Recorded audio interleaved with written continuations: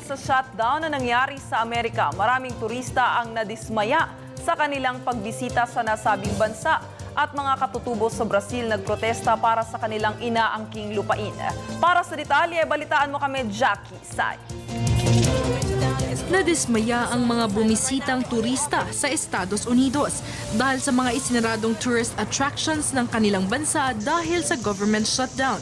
Isa sa paboritong puntahan na ngayoy isinarado ay ang iconic lady na may hawak ng lampara o ang Statue of Liberty na dinadayo ng milyon-milyong katao kada taon.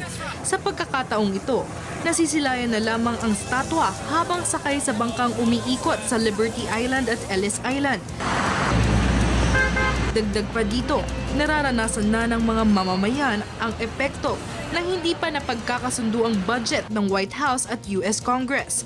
Ito ay matapos silang matanggal sa trabaho, kung saan ang ilang establishmento gaya ng paaralan ay nangangambang magsara. Samantala, siniguro naman ng Embahada ng Estados Unidos sa Pilipinas na patuloy pa rin ang passport at visa operations nito sa kabila ng US government shutdown.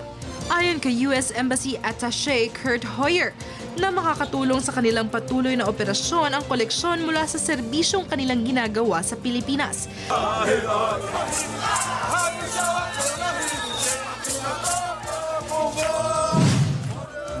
Samantala sa bansang Brazil, nagsagawa ng payapang protesta ang mga katutubo ng nasabing bansa.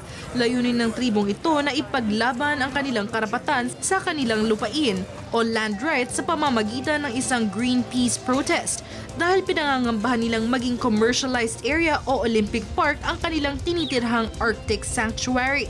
1% sa kabuoang populasyon ng Brazil ang mga katutubong ito at sumasakop sa 12% lawak ng national territory gaya ng Amazon ang mga indigenous people. Ayon kay Kayapo Chief Raoni, nais nilang iparating ang hinaing ng kanilang tribo sa Brazil Congress para hindi matuloy ang planong ito sa kanilang ancestral land. Nais rin nilang ipaabot na sana'y respetuhin ang kanilang at lupain ng mga mapang-abusong magsasaka tulad ng mga ranchero at nagpapatubo ng soybean sa kanilang lugar. Para sa Telebisyon ng Bayan, Jackie Say.